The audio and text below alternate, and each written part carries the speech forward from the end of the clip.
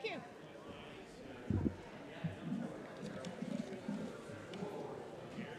Okay. Okay, we're going to be starting if everybody would like to take their seats. Okay, well, thank you and good afternoon, everyone.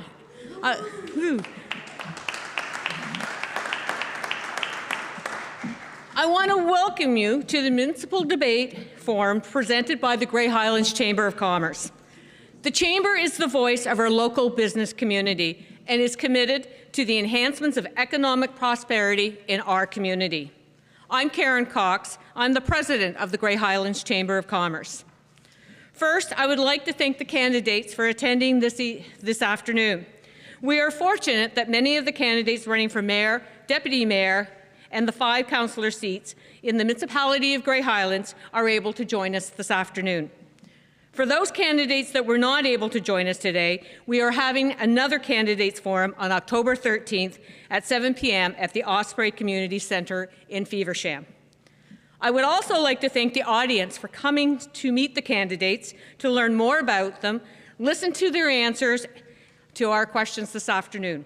If anyone needs hearing devices, there are 4 available by the entrance over there. And I encourage everyone to get out and vote on October 24th or at the advance polls that are now open.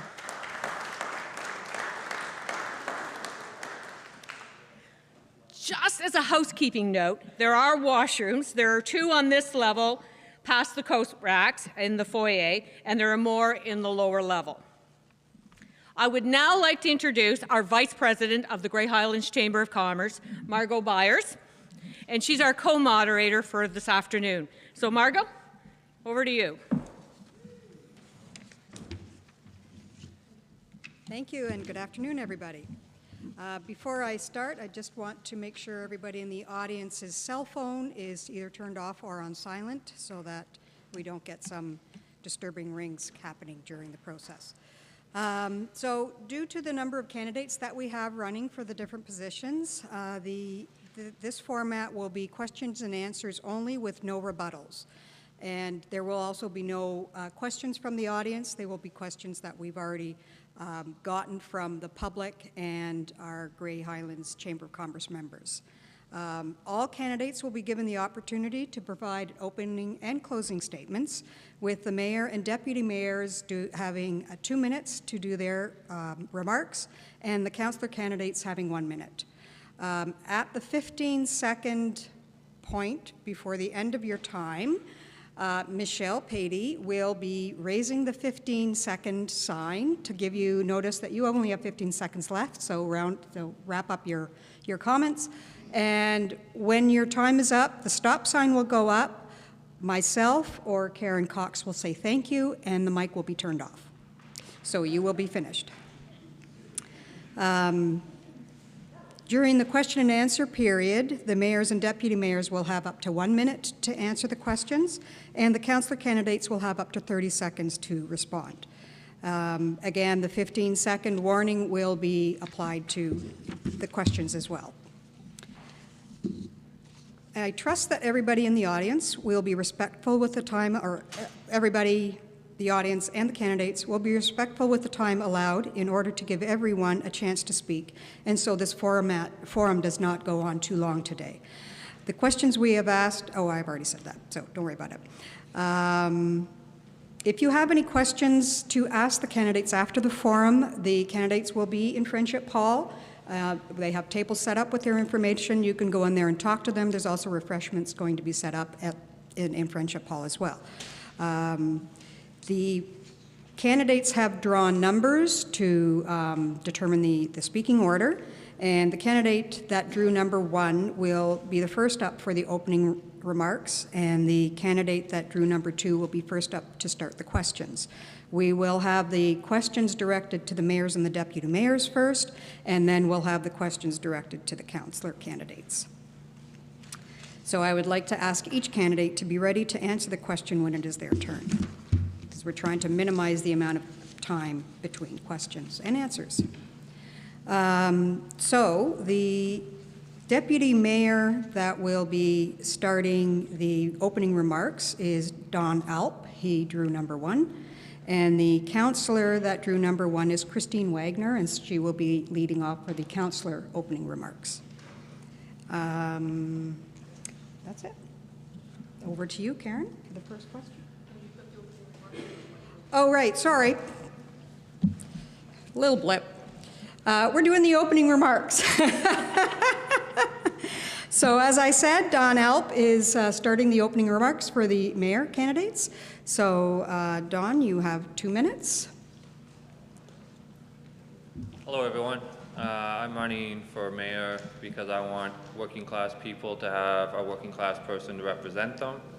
I'm trying to get more working class involvement in the voting process, and I'd love to see more working class people run for positions in government. That's basically it, so I'll leave it at that and move on to somebody else. Thank you. Okay, next we have Melanie Seeley.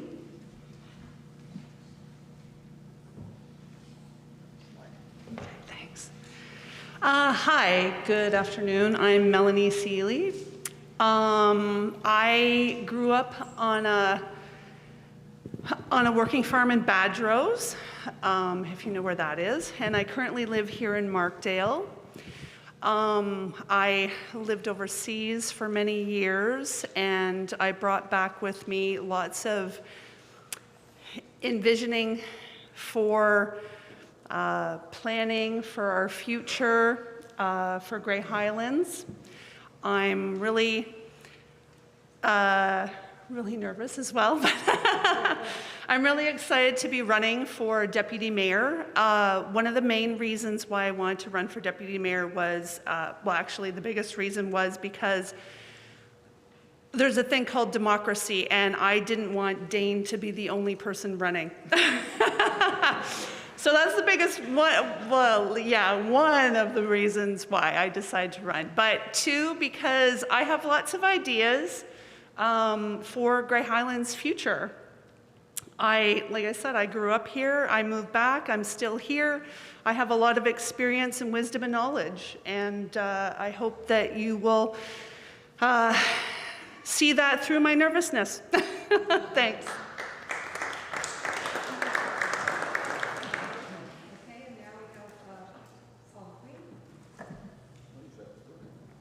Pardon? Good afternoon, everyone. And as you know, I'm your current mayor, Paul McQueen, and I've been married to Cindy for 24 years. And we have 3 sons, Matthew, Stephen, and Jacob.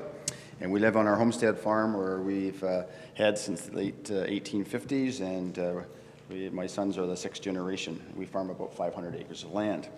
I'm seeking mayor to continue to push for fiscal responsibility of council, and to also the job of the mayor is to set, or council is to set policy and give direction. And part of the mayor is to make sure to oversee that is followed through. I've served 3 terms on Grey County Council. I was a warden in 2020, and as you are aware, that's when COVID hit, so it was a different term of being warden, but continued the business as best we could. Also, I've been chair of the county caucus on AMO, and that allowed me to be part of the AMO MOU with the provincial government, which it allows that group to speak to ministers from the province to talk about policy and direction that's coming forward, and really have a really big input of what's coming through to the municipal side. So I've really learned a lot from that as well. You probably know me best as the fight for the school here in Markdale. That was a community effort, which we did not give up here, and you know, that's what happens when a community comes together. You don't give up to get something that's so important for a community. Along with that, certainly was an advocate for the hospital back since 2003 when I was first on Grey Highlands Council. We committed to $1.2 million for that hospital, and it's been taking a little longer than we had thought, but it came through. I remember the particular meeting that Minister Hodgson came here in September of 2014 to announce that, and that was so great. Thank you. Thank you, Paul. Now we have Steve Maloney. Okay, thank you, and thanks for coming out here today to this beautiful location, the Annesley United Church. I can't think of a better facility to host this. Also, I'd like to thank the Markdale Chamber of Commerce for organizing this. I've been a member of 7 or 8 chambers throughout Ontario, throughout my life, and I'm a big proponent of them. Again, Steve Maloney, I run on essentially 2 platforms, and they are. And from these 2 platforms, you will understand how I'll vote, how I'll act, and how I'll communicate with you for the next 4 years. I call my first platform is the public value candidate. Every time you write a property tax check, my guess is you want value for that money. Well, I've been in business for 30 years, and I know what value looks like. I know how to meet a payroll. I know what a profit and loss statement looks like. I know what a solution looks like, and folks, governments are in the solutions industry. I understand that. The second thing I run on is I want to improve communications between the senior management team at Grey Highlands and the Council of Grey Highlands. In my professional life, I deal and communicate with 700 municipalities coast to coast. I know what goes on in municipalities. I know what impedes municipal success, and I know which ones work well and what the little secrets they do to make sure they work well. So from those 2 platforms, you will understand how I'll act and vote on things like garbage, like Grey Gables, like planning, like roads, like waste. You have those, so I consider myself the public value candidate. I know what value looks like. My work and leadership experience tells me that. Thank you. Thank you, Steve. Danielle Valaquette is next. Thank you to the Grey Highlands Chamber, as well as all the volunteers who organized today, as well as all of you guys for coming out today and joining us on a Saturday.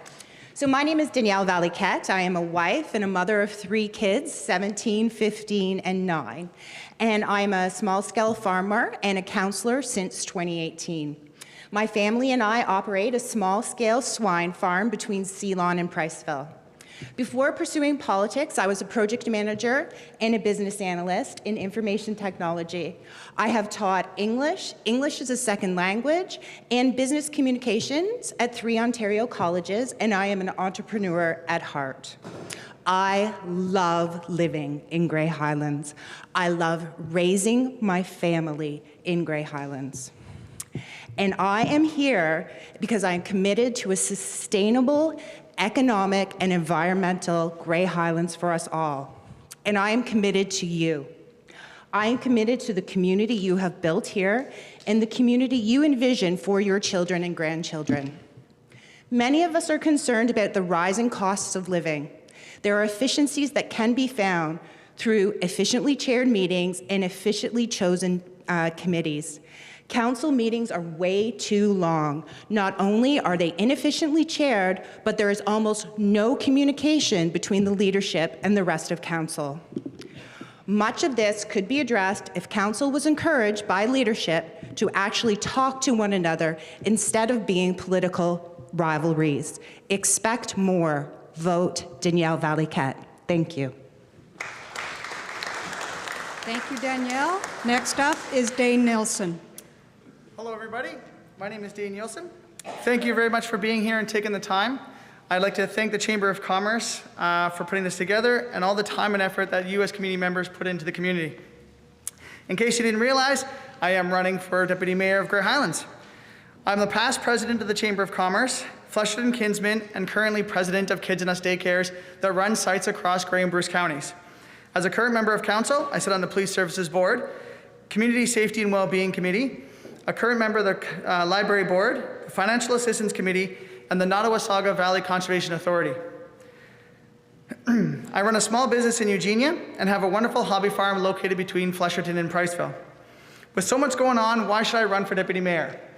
First, over the last 4 years, I have learned a lot about how a municipality runs and how it should be governed. As a councillor, I've tried to view the issues facing council with a lens towards all of Grey Highlands and a lens towards logical, long-term planning. I believe that I have been successful with that viewpoint. Second, as Deputy Mayor, I'll have a seat at the County Council table. is the county council that deals with all our social services, from long-term care, affordable housing, and daycare services. My time on the Chamber Board saw me focus on rebuilding the relationship between the municipality and the Chamber of Commerce itself. I worked hard towards executing the first MOU with Grey Highlands and that led to funding the Chamber of Commerce and the Rural Economic Development Grant. As a small business owner, I have a unique opportunity to talk to residents on a daily basis, hearing their concerns and positive comments. I feel this gives me a chance to have a barometer for what the municipality is facing and issues, as I have customers from all across Grey Highlands itself. I'd like to thank you all very much for coming and for your past and hopefully continued support. Thank you, Dane, and that completes our mayor and deputy mayor candidates' opening remarks. Now we go to the councillor candidates, and Christine Wagner will start us off. Good afternoon, everybody. Christine Wagner. I've been a long-term resident of 25 years in our beautiful Grey Highlands. I currently work at the Markdale Co-op, and I have had the pleasure of serving my community for 13 years. If anybody knows me, it's hard for me to do anything in 30 seconds, but in saying that, I do see issues that need to be addressed now that are coming to light here in the near future. I had a personal experience recently with the healthcare system, and unfortunately, it failed. I really want to support our community in every aspect, from waste management to healthcare to communicating with our public. I don't speak politics. I have a hard time many times rewriting everything, but I understand the issues and I listen. And if anybody knows me, I will work hard. I will do everything in my power to make sure that I address all of your issues. Thank you. Thank you, Christine. And now we have Brian McCulloch. Good afternoon. My name's Brian McCulloch, and I'm happily married to Debbie. I think she's watching live stream. And we have a blended family with 4 adult children, 9 grandchildren, and their partners. And they have often come up and visited us here as Nana and Papa. When everyone visits this weekend, it's 15 people and a dog. By the way, happy Thanksgiving. The first time we saw the valley and surrounding landscape, we fell in love with the beauty of all 4 seasons. Running for council is the natural progression of a working career in secondary education that spans over 40 years. Additionally, I have a history of service in this community where we live. My candidacy is me wanting to continue to be a more significant part of the decisions for changes and growth coming to the rural and urban communities in Grey Highlands. Thank you. Thank you, Brian.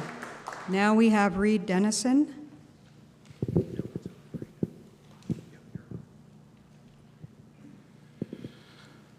Good afternoon. Thank you for taking the time to come out today. My name is Reed Dennison, and I hope to earn your vote for one of the 5 positions on council. I live in Flesherton with my wife, Cara. We have 2 sons and, so far, 2 grandchildren. I'm recently retired from the construction business, and before that, I was an editor for film and television. I've had over 30 years of community service on boards, committees, and as an elected chair of general meetings in large co-ops. I was chair of the Grey Highlands Climate Action Task Force, a committee of council from 2019 to 2021. I've had professional experience with public and private companies and as a small business owner.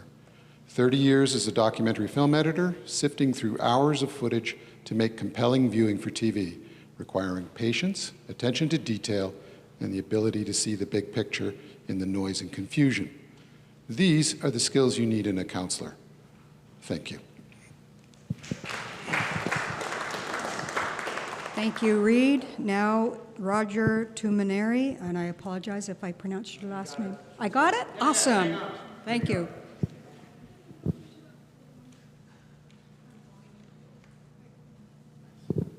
Thank you. Yes, my name is Roger Tumaneri. I'm running for council. Thank you to the Grey Highlands Chamber of Commerce for hosting this. Thank you, everybody, for being here, and thank you for taking time out of your Thanksgiving. Happy Thanksgiving, by the way. I keep hearing the word communication come up in conversations with people about their single most pressing concern about this election. My day job requires me to be a good communicator. Some of you might know me as Papa Country. I publish Hello Country magazine, which is a monthly lifestyle publication for Grey Highlands. And I endeavor daily to support local businesses and farmers through that work. I, if elected, plan to extend that service to our community through constant communication and collaboration, not only with staff and council, but also the voters. Thank you. Thank you, Roger. Now we have Joe Vandervecht. Great. And again, thanks everybody for coming. Thank you to the Chamber of Commerce. That's great. My name's Joe Vandervecht, a Dutchman that grew up in Collingwood. Grew up beside Christine over here, which was great. Loved Collingwood back when it was a small town. It's not that anymore. I now live in Eugenia. And like Roger mentioned too, with regards to communication, I want the people of Grey Highlands to have a voice. I have that voice, and I want to be that voice for you guys. Any concerns, you call, you reach out, you'll get a response. I will answer, and I will fight for this community. Thank you. Thank you, Joe. Next is Dan Wickens. Good afternoon, folks. Dan Wickens, I'm running for council here. I've lived here all my life. Married 34 years. I've worked in construction for 35 years, and when I come home, I work on the farm. I grew up on and around the farming community. I know what hard work's all about, folks. Right now I'm working in Coburg, so Monday morning I get up at 4 and head off, and I know what it takes to make a buck nowadays. And I want to look after your tax dollars too, because folks, it's not getting any easier. And I want to thank everybody for coming out this afternoon. Thanks. Thank you, Dan. Next is Tom Allwood. Thank you. My name is Tom Allwood, and my wife Carol and I have lived on our 50-acre farm in Markdale for 18 years. I volunteer and am active in the community. It has been a privilege to have served the residents of Grey Highlands as one of their councillors for this current term. In spite of the issues with COVID, I believe the council was able to work collaboratively with staff and all levels of government to manage the business of our municipality and achieve some progress. There is still work to be done. The next term of council will be pivotal in continuing the progress, and difficult. Experience will count. This is why I'm running for a second term. I was going to list the items in my platform. They are available in the material in the other room, but it comes down to I care about our community. I'm passionate about health care, passionate about access to primary care for our residents that are unrostered, passionate about our long-term care facility, passionate about continued support for our new hospital. Thank you. Thank you, Tom. Next is Paul Allen. Good afternoon, everybody. I'm Paul Allen. I've lived in Grey Highlands for 49 years. My wife Wilda and I have 4 daughters and 10 beautiful grandchildren. I've been a community volunteer for 3 decades, and I am the owner of 3 successful businesses. As a 2-term councillor, I prepare for meetings, and I do my utmost to make the right decisions for our residents. If elected, I will bring experience to the table. My business background helps me to understand the need for fiscal responsibility. I have supported attainable housing by bringing forward 3 motions that will reduce the cost of housing in our community. I am a member of the Seniors Advisory Committee, which helped bring mobility transport to Grey Highlands. When we consult the public on important issues, I will listen and respond based on your feedback, because it is you, the residents, that I serve. Thank you. Thank you, Paul. Next is Emmett Ferguson. Thanks, Marcin Chimigwich. I've lived in Kimberley since I was a child. At school in Toronto, I was on the board and served as president and chair for quite some years in campus co-op residences, leading and managing a student housing cooperative. I'm a partner in our family business, Economos, and just as I would for Grey Highlands, we help charities, businesses, towns, schools, and others creating sustainable livelihoods all across Canada. We do research, planning, and evaluation, skills I think are needed now on Grey Highlands Council. From 2017 to 2021, I rejoined the cooperative movement as chair of local food and farm co-ops. I recently joined the Grey Highlands Museum and Heritage Advisory Committee and the South Grey Museum Board of Directors. I'm working for many things, including housing, local food and farm connections, balancing protection of natural areas and public use and enjoyment, support for businesses to get to local and global markets, listening to our communities to build better services for them, and places for residents to work, gather, play, and learn. Thank you. Thank you, Emmett. Next is Nadia Dubik or Dubike? It's Dubik. Dubik, thank you. Thank you. Hello, I'm Nadia Dubik, and I'm running for councillor. I'm a retired business professional, and I live on a working farm with my husband, Duncan, near Rockland. We bought the farm 15 years ago, spending as much time as we could up here, and finally made the permanent move over 2 years ago. I'm proud to call Grey Highlands my home. I'm committed to community service and have been volunteering as a board member for the Beaver Valley Bruce Trail Club for over 3 years. I'm running because this is a gem of a place and I care. Decisions that we make now will shape how we grow for generations to come. I have a civil engineering degree, an MBA, over 20 years of business experience, 18 of those in corporate headquarters at the Bank of Montreal, and was a team leader. My proven experience and training has given me the know-how to navigate complicated issues, create practical solutions, and get things done, all in a collaborative way. Thank you. Thank you, Nadia. Next is Jessica Hammond.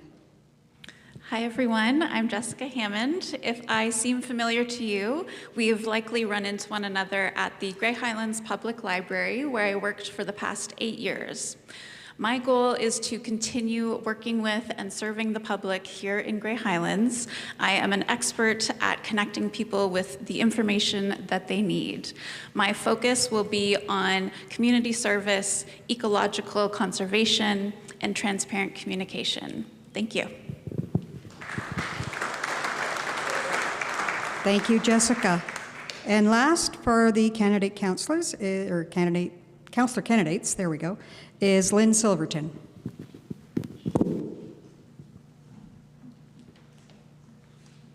Thank you, Emmett. I'm Lynn Silverton. I'm a wife, a mother, a grandmother, and a dogaholic. I've been on Grey Highlands Council for 15 years, and I'm asking you to help me get back on. There is much to do, and things that are in progress that need a little nudging or changing. We moved here 30 plus years ago. We had a farm, and up till a short while ago, now we live in downtown metropolitan Rock Mills. You know it by all the rocks. It's not a farm. And I'm asking for your help. I'm concentrating on my flaming laryngitis rather than what I should be saying to you. But trust me, through the Grey Highlander, I kept bringing you all kinds of messages and information. And please read my columns when it's back on again. Thank you. Thank you, Lynn. Okay, now we're going to move towards we're going to move to the question period part of this forum this afternoon. And the first question I'm going to pose to the mayor candidates and the deputy mayor candidates. So the first one up will be Melanie Seeley, and I'm going to read you the question, okay? So Grey Gables is an important nursing home in our community and is part of Grey County's long-term care system. Grey Highland residents have shown their strong desire to keep and improve Grey Gables.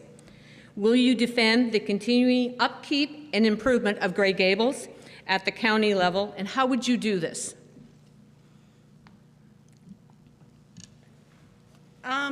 So of course I would defend Grey Gables. I don't know, can you hear me okay? Maybe I'll pull this down. I spent 7 years working in 2 different seniors facilities when I lived out west. I understand the needs and challenges that seniors face. We're all gonna be old. We all have the same challenges and needs, and we need to start taking care of our own. We need to work with advocates for seniors, organizations, council, and the public. As deputy mayor, I'm also on county council.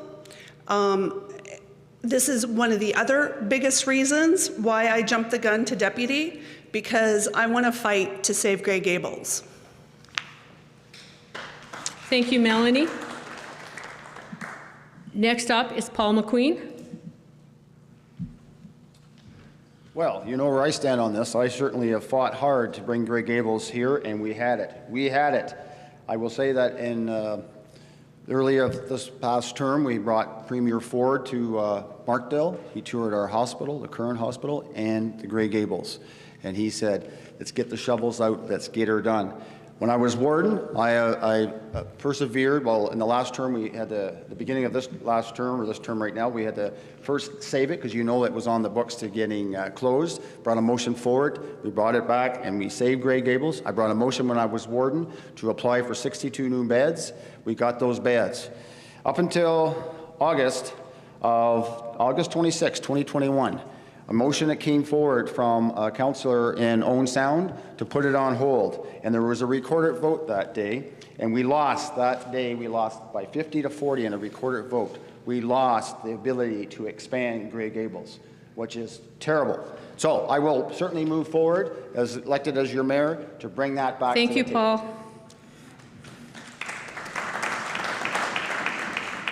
Next up is Steve Maloney.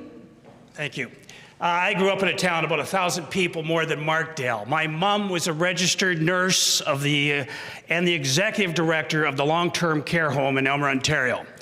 My dad lived the last 4.5 years of his life in a facility like Grey Gables. These types of facilities, Markdale is in the geographic center of Grey County. I believe we have a new hospital opening up at the end of 2023 that's a couple hundred yards from Grey Gables. I believe in the concept of care community.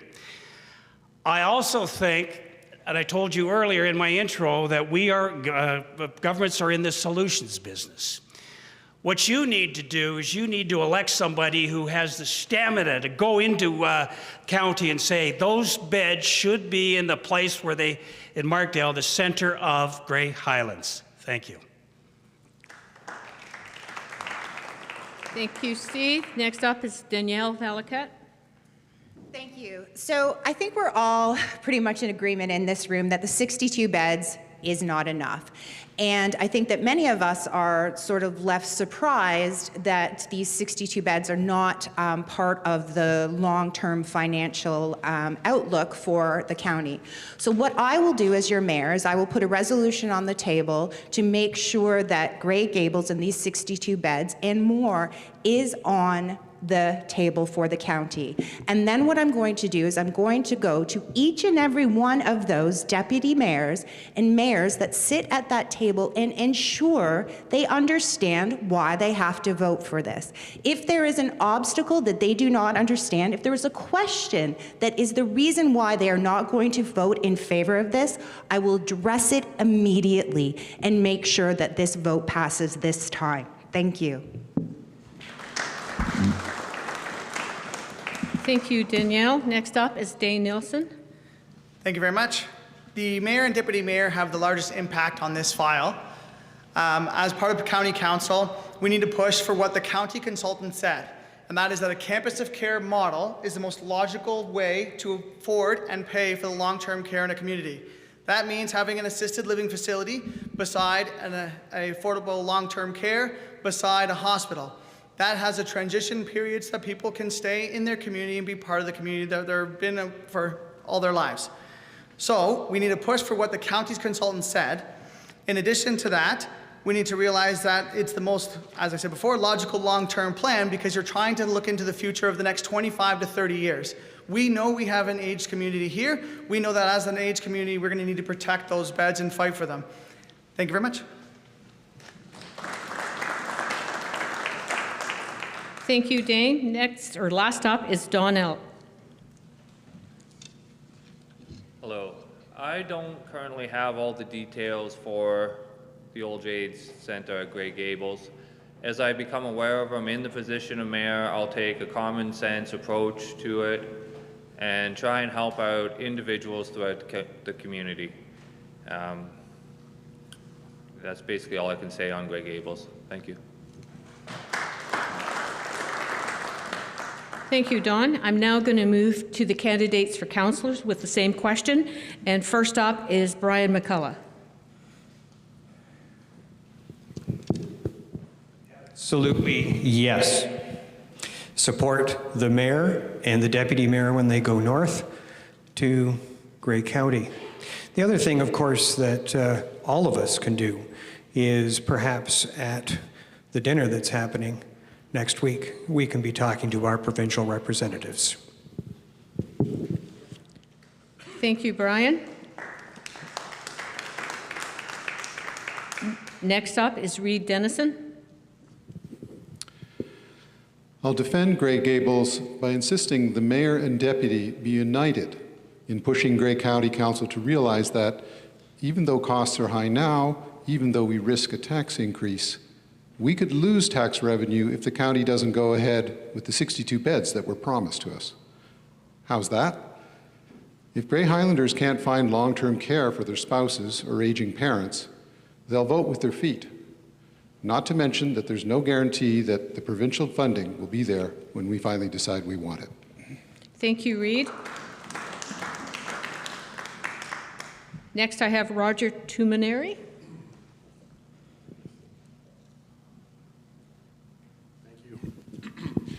To me, this is a simple question about respect.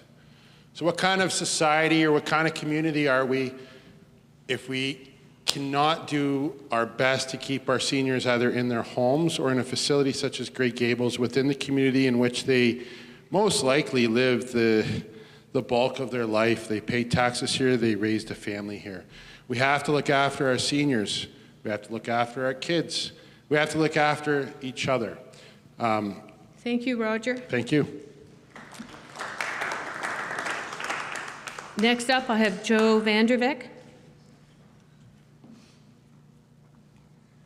Absolutely, yes. We're in a growing senior community.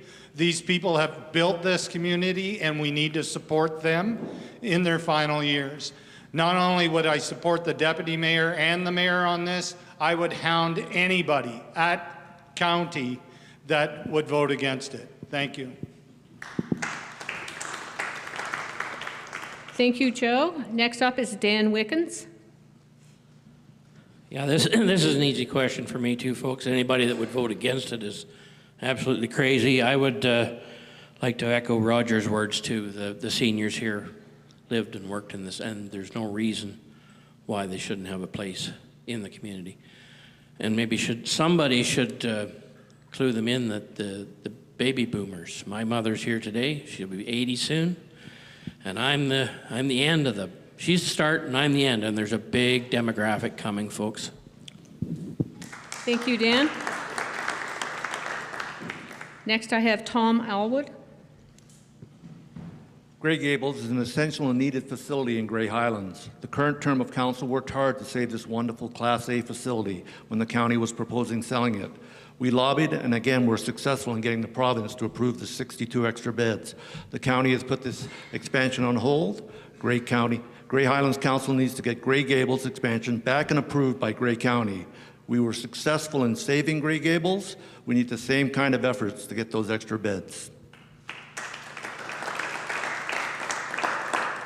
Thank you, Tom. Next is Paul Allen. Absolutely.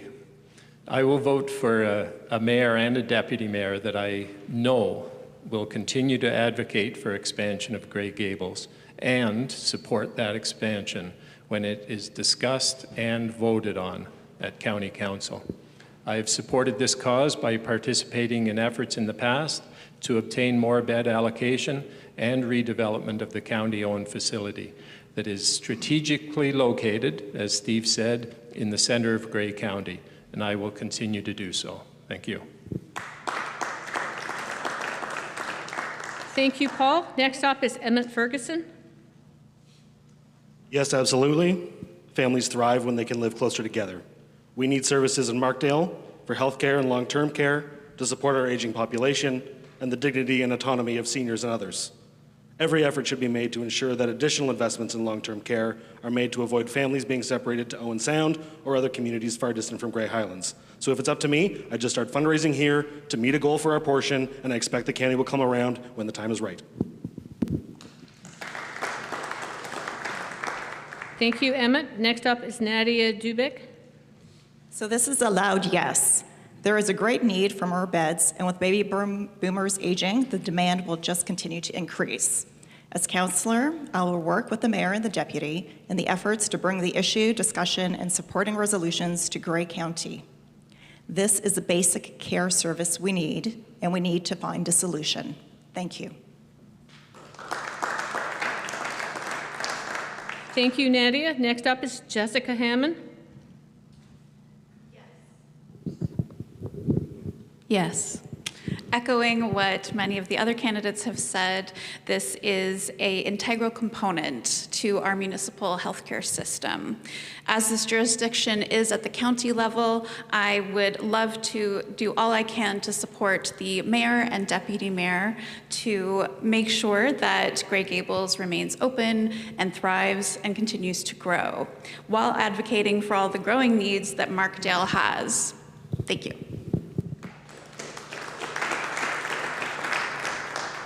Thank you, Jessica. Next up is Lynn Silverton. Thank you. Yes, of course, I will continue to advocate on behalf of council with our mayor and deputy mayor. We just still have a lot of work to do to keep Grey Gables, which is not a seniors home, it's a long-term care. There are some younger people, I know of one in particular, that needs that service. The health and the going on of individuals is to have family and friends close by, not 300 kilometers away. Thank you, Lynn.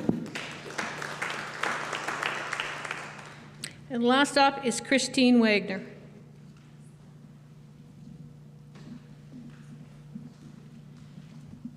$62 more opportunities for our local residents to be closer to their families. 62 more opportunities for our aging community to spend their last golden years with their partners, hopefully. 62 more opportunities for us as a community to support the very people that built this community. As everybody has concurred, it's a no-brainer. Of course we need this. My concerns lie with staffing these new facilities, staffing the 62 beds. We need to look at the future. Thank you, Christine. Now we will move on to question 2, and we will start with the mayor and deputy mayor candidates, starting with Paul McQueen. The question is, the new municipal council for Grey Highlands will probably be dealing with the transportation master plan. What would your goals be for this transportation master plan? Well, thanks for the question, and our roads are one of our biggest assets with regards to our network throughout Grey Highlands.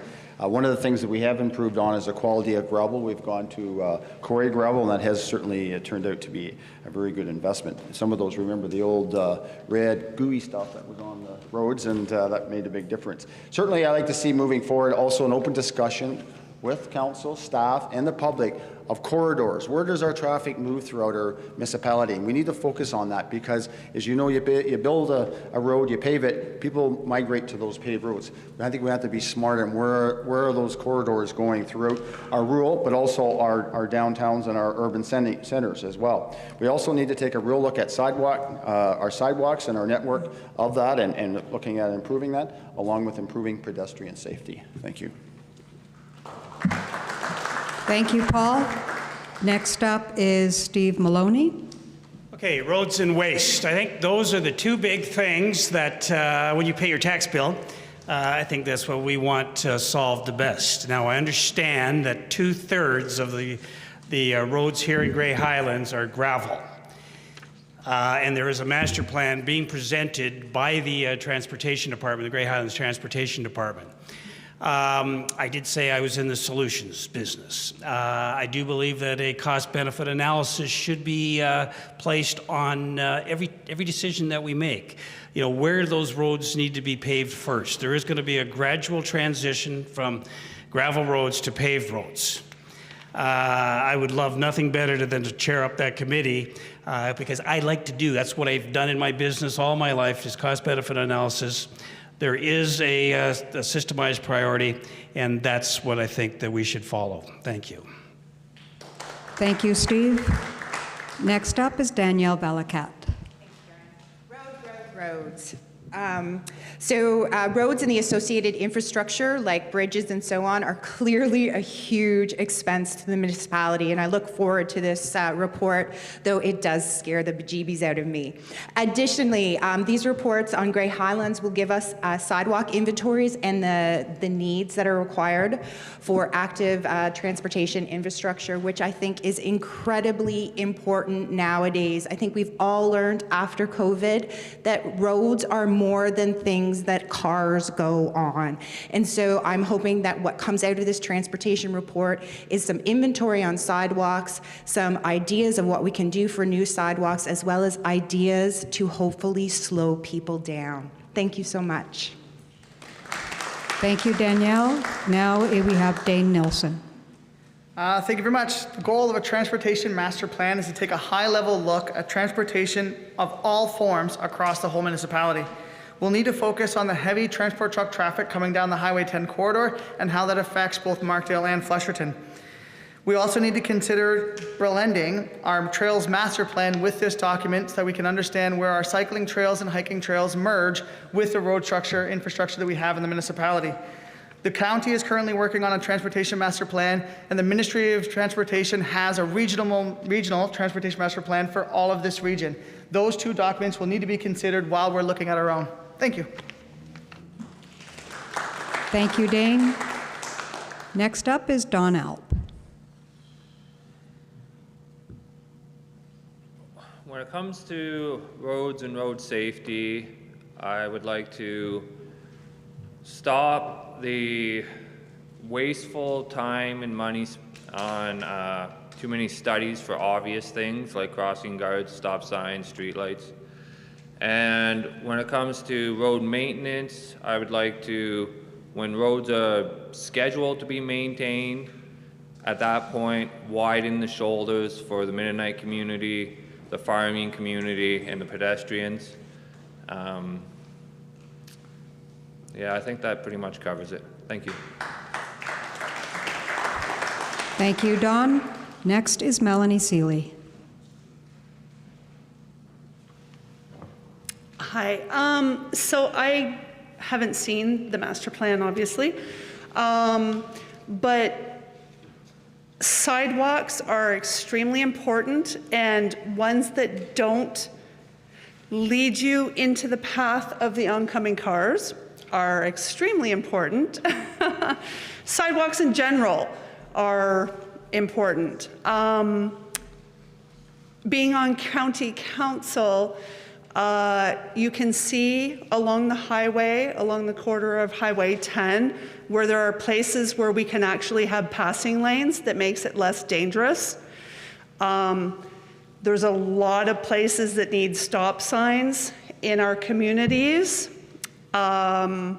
possibly removable speed bumps, lowering the speed signs from 50 to 40 in municipalities, like in the communities. Thank you, Thanks. Melanie. Next, we will go to the councillor candidates. And to start off, it will be Reed Dennison. Do you need the question repeated? Nope. Okay. For us in Grey Highlands, transportation planning is about our streets, side roads, and sidewalks, not transit lines or highways. But I hope we can look beyond gravel costs and snowplow schedules, important as they are, to include things like active transportation, which is about making it easier for folks in towns and settlements to use their feet or bikes to get from A to B without risking their lives or their bones. This fits with our climate plan, but it also encourages better health for all. And by the way, many of our sidewalks are in terrible shape. Thank you, Reed. And I want to change that. Next up is Roger Tumineri.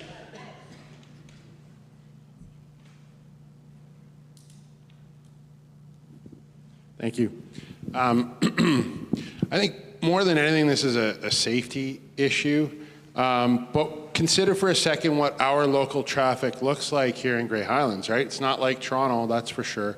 If I look out my road, Westback line, I've got a combination of large industrial trucks, obviously vehicles. We got horse-drawn carriages, we have ATVs, we have snowmobiles, very few bicycles. We have to consider all of this in this plan, and we have to make it work for everybody, but we got to keep safety forefront in our minds. Thank you. Thank you, Roger. Next, we have Joe Vandervecht. Great. One thing I would do is I would go to every community and ask the public what their thoughts on the roads and what they would like to see done first. Then from after all that information, come up with a plan. I've told once, if you don't have a plan, you plan to fail. So I would make sure that we tackle that, and then it is a big ticket item, so I'd want to make sure we have a right path to succeed. Thank you. Thank you, Joe. Next, we have Dan Wickens. Has anybody traveled up Highway 10 in the last 10 years? You used to come to Caledon and then to Orangeville, and you could sit there and wait for 15 or 20 minutes. That traffic, folks, is coming north.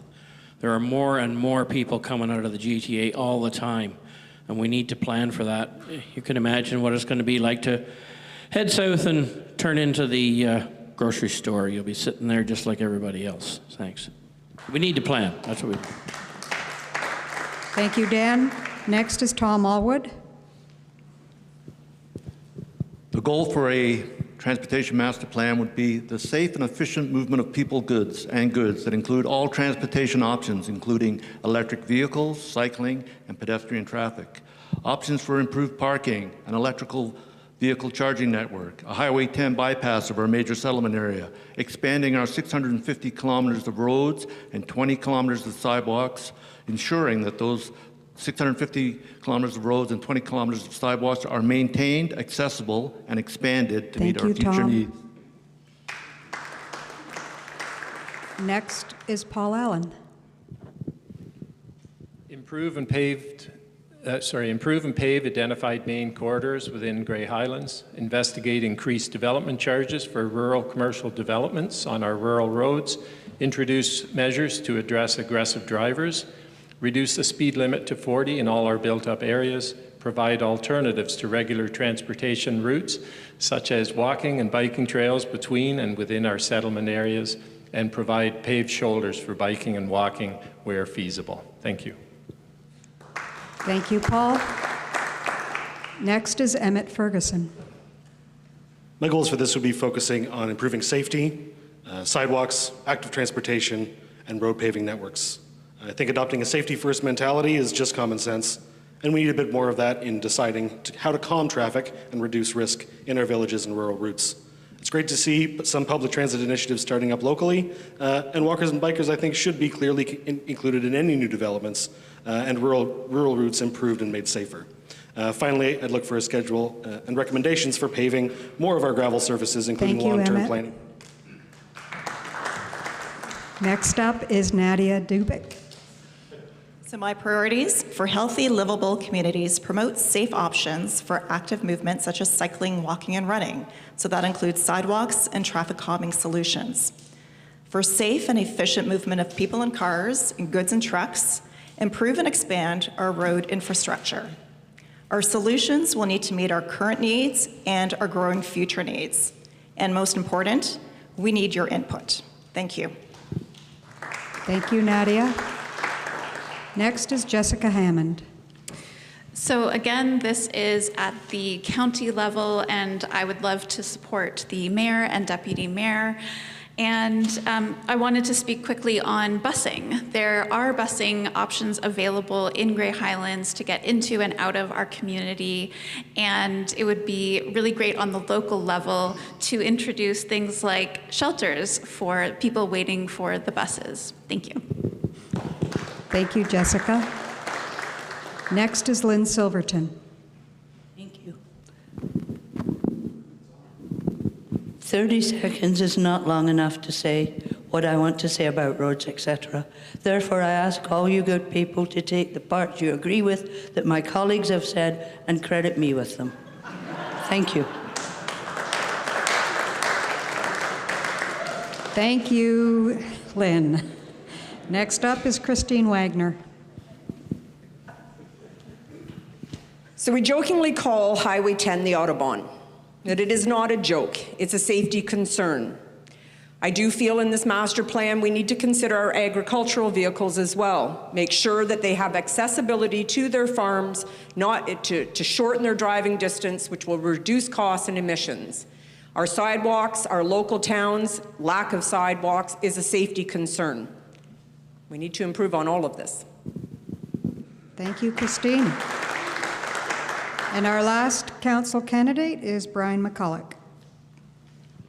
Transportation for me is about safety. That's the movement of people, bicycle, cars, and trucks.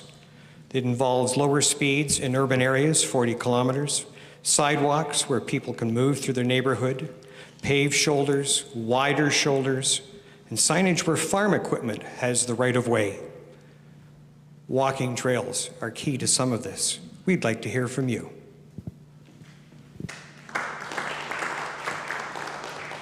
Thank you, Brian. Okay, we're going to move on to question 3, and we're going to start with the mayor candidates and the deputy mayor candidates. So the question is, with the new waste removal contract for Grey Highlands, what is your position regarding the business community that has been receiving waste removal services from the municipality? So first up is Steve Maloney.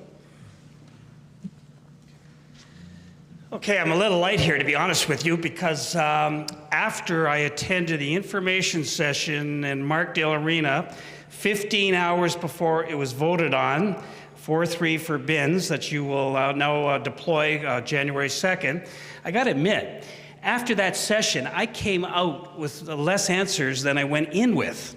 So I had no idea. The waste manager, Sean, I won't give his last name, he was a little light on scope of service. And I can tell you this, as a private contractor, if the scope of service hasn't been defined in the RFP, guess what they'll do?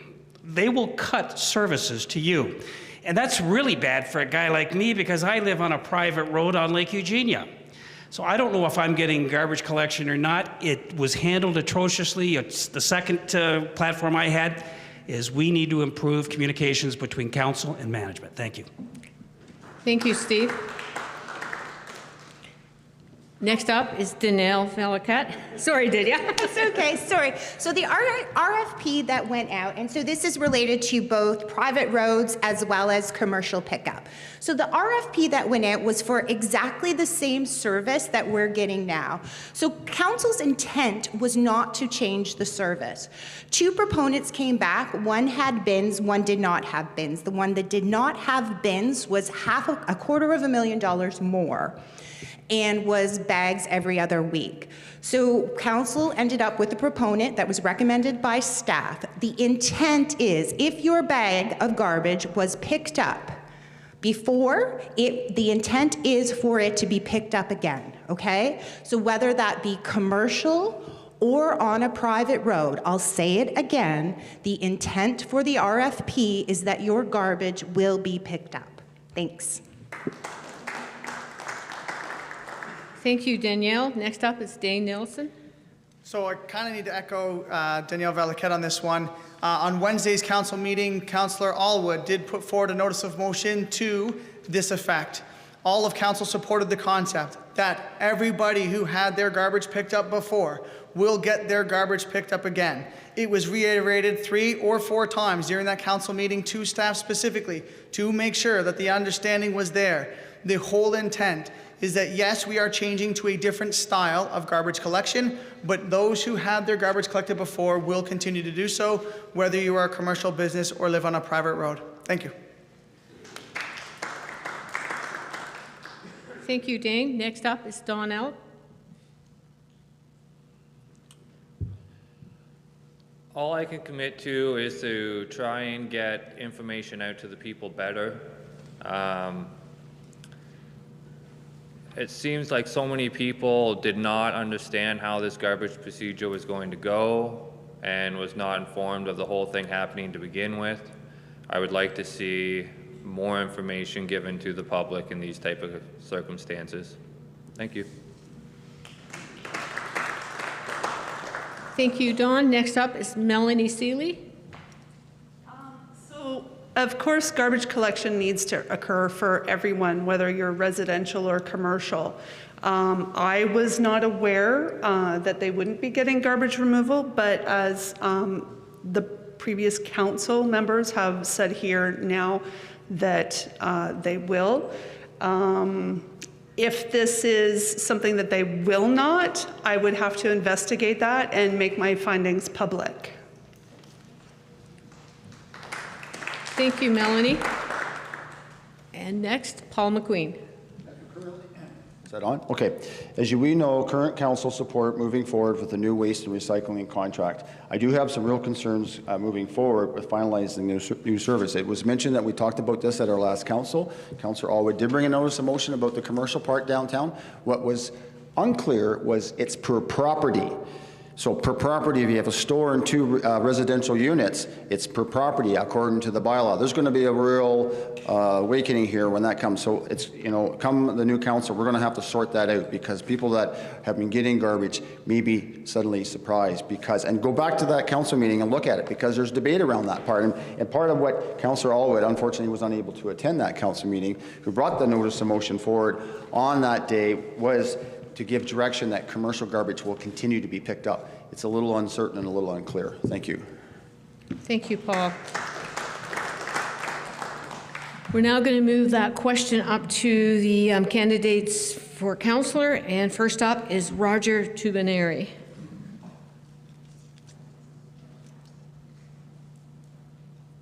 Thank you. I have 22 seconds left.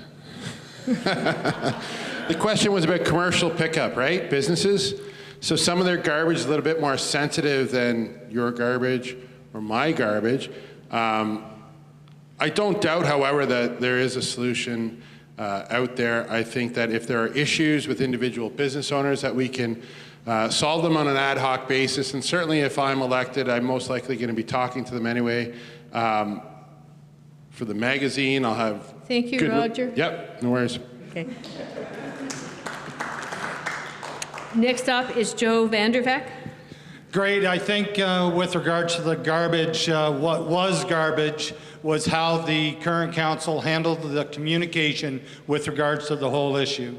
We need to bring better communication so everybody understands what's going on, plain and simple. Thank you. Thank you, Joe. Next up is Dan Wickens. Well, as you've heard from previous councillors, mayor and deputy mayor there, anybody that's getting garbage picked up is going to remain getting it picked up. As for businesses, businesses have always had to look after their own garbage. You know, when you get a bin in, if you're a contractor, you don't call the township and say, geez, I've got a house build going on here. Can you get me a bin? No, you call the waste management, and that's the way it's been, and that's the way it's going to be. Okay, thank you, Dan. Next up, Tom Allwood. I voted against awarding the tender to Waste Management of Canada. Amongst the many issues with the bin system was the issue of curbside pickup for our business community.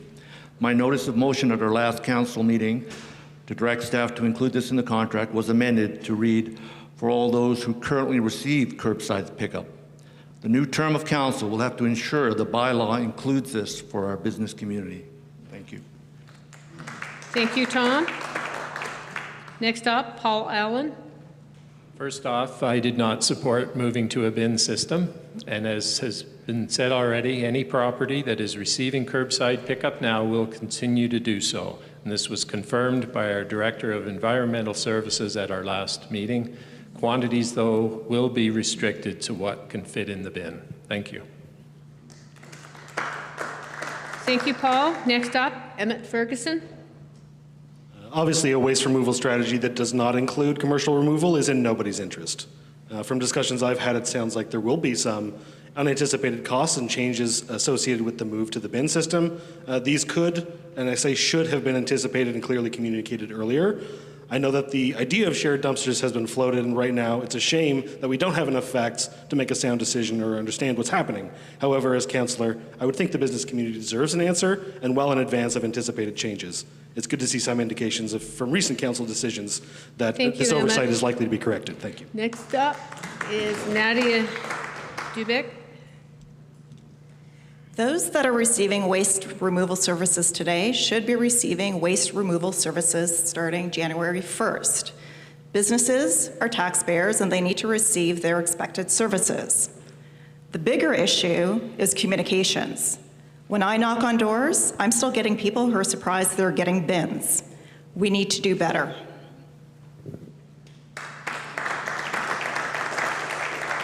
Thank you, Nadia. Next up, Jessica Hammond. In terms of waste and waste pickup, something that I see as a big opportunity for our community in the next couple of years is to work together and figure out what it is that we want to do with the waste that you and I create, as well as our businesses, making sure that it is fair and coming up with solutions. The solutions are out there and we're going to find them together. Thank you. Thank you, Jessica. Next up, Lynn Silverton. Thank you. Put me back on council, and I will support the motion that was done by this current council. And if you had it before, you'll get it again. You need 4 people to vote in favor. And thank you. Thank you, Lynn. Next up, Christine Wagner. So I went to work this morning. I had an opportunity to speak with a local business owner. He was very upset.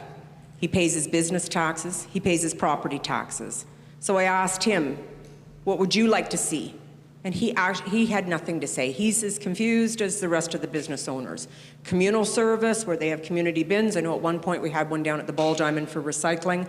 I don't know if that's the answer, but like another person stated, this has to be addressed sooner than later. If we're implementing these bins in January, there must be something put in place for our local businesses. Thank you, Christine. Next up, Brian McCullough. My feeling on waste disposal is no different than what you've heard. I'm not going to repeat it.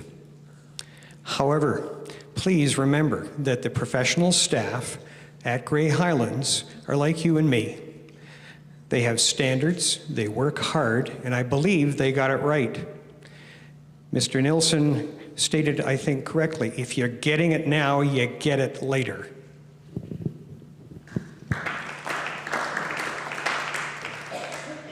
Thank you, Brian. And last up, Reed Dennison. At the root of this mistake lies a contract process that is deeply flawed. Grey Highlands laid a trap for itself by waiting too long to start the process and missed the chance to partner with Southgate.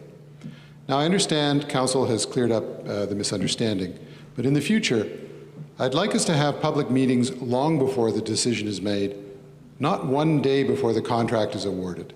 There's a lot of local knowledge in our communities, and we should make better use of it. Thank you, Reed.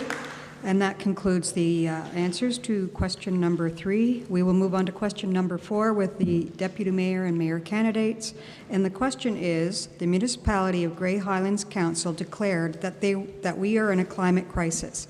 If on the next council, what is your strategy to help alleviate this crisis? And we will start with Danielle Valakat.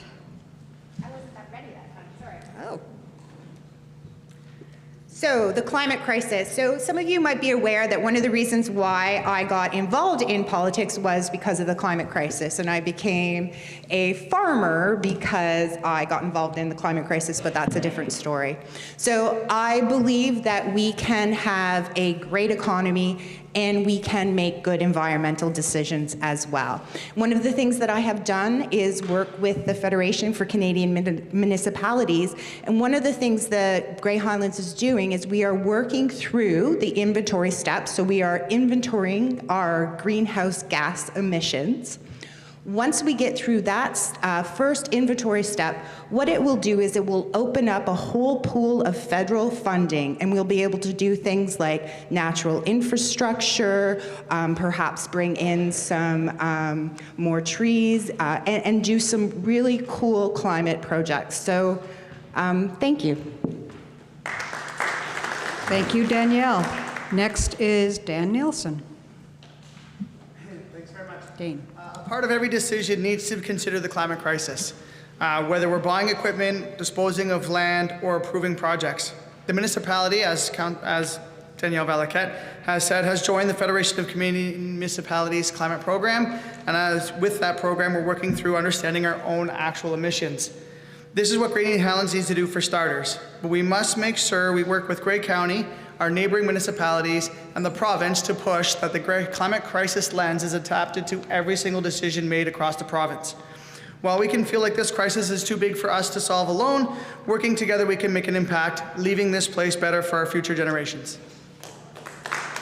Thank you, Dane. Next is Don Alp. I believe that this council will be well focused on climate. I myself will be more focused on toxic pollutants and keeping the natural resources around clean from those types of problems. I'm sure there'll be many voices for greenhouse gas problems. Thank you. Thank you, Don. Next up is Melanie Seeley.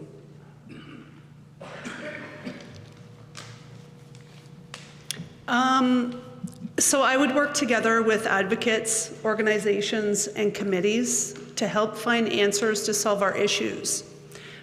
We need to start in our backyard, Grey Highlands. We definitely need more education about this. We all need to change our attitudes, our visions for our children's future. We need to think outside the box. There's a lot of countries that already have this innovation, solutions to different things that we can change. And they're little things that we can start by implementing in our homes, in our daily lives, and after some time they just become the norm.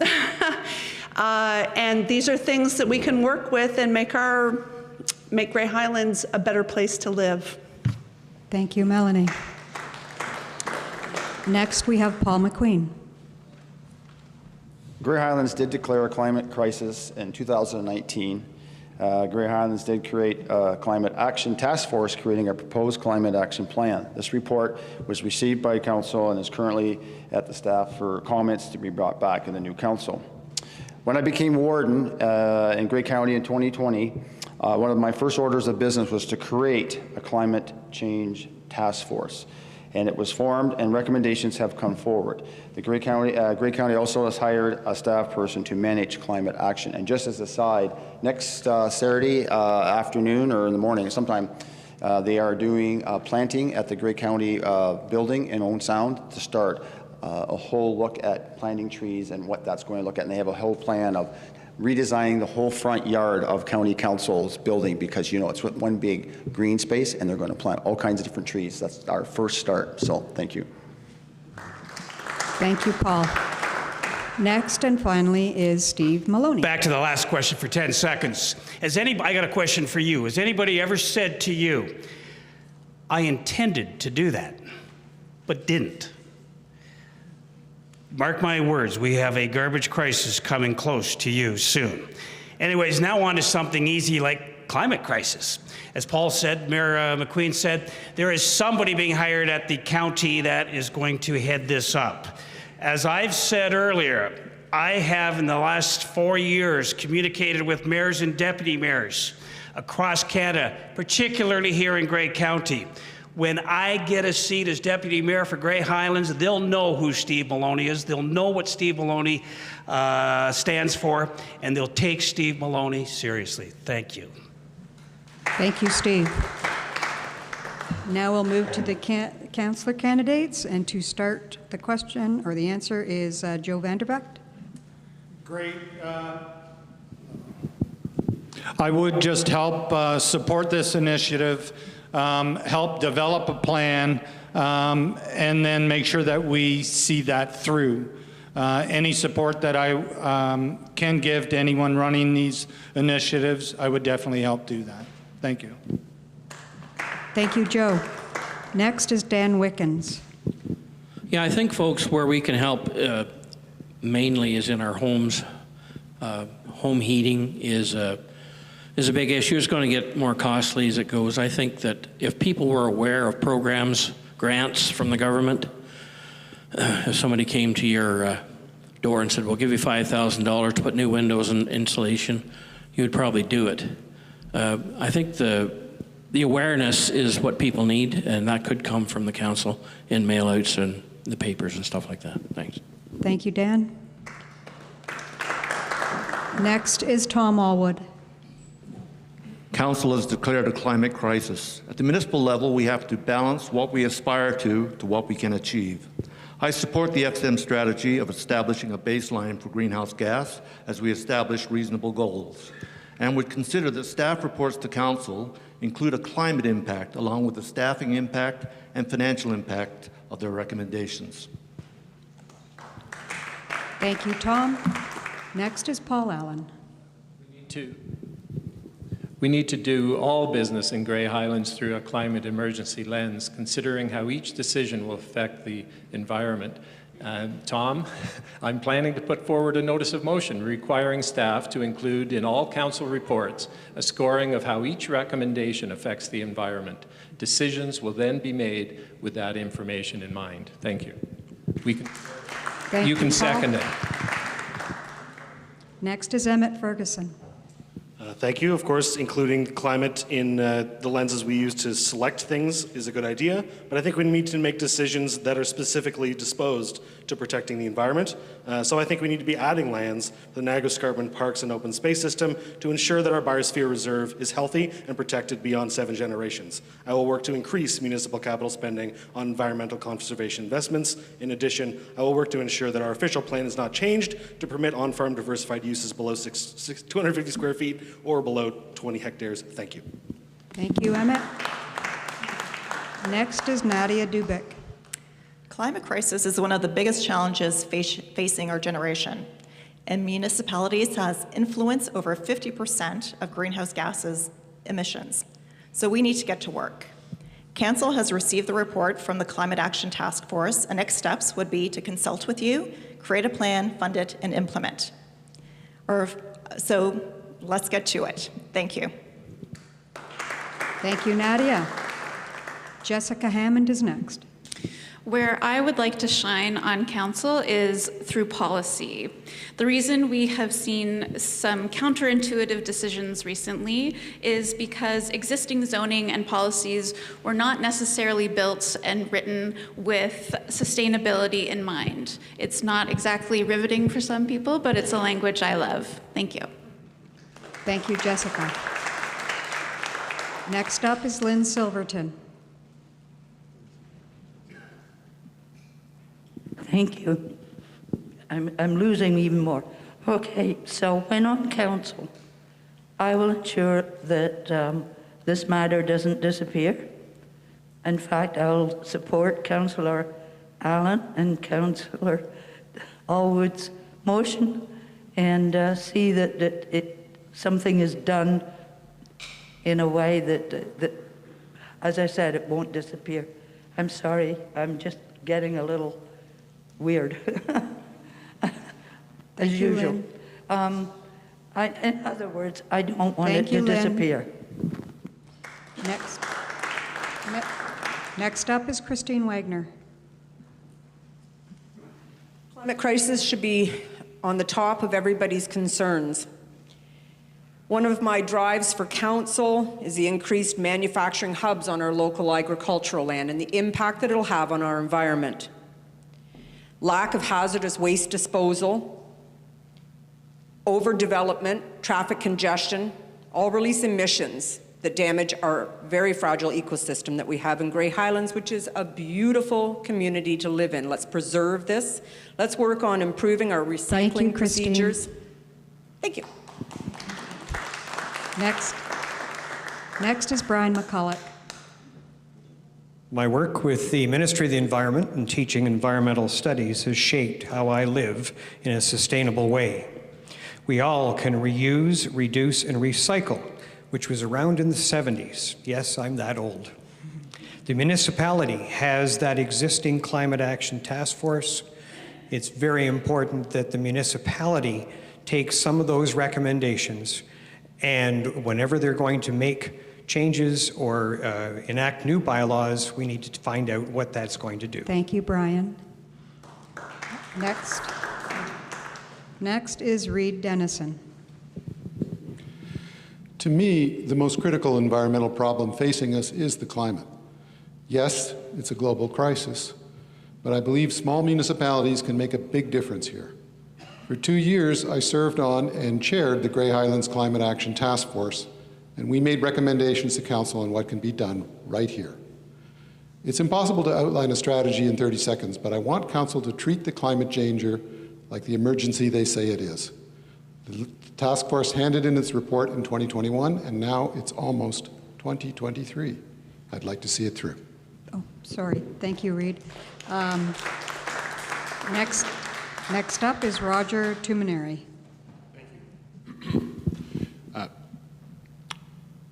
All of our decisions up until recently, I think, have been made based on economic impact.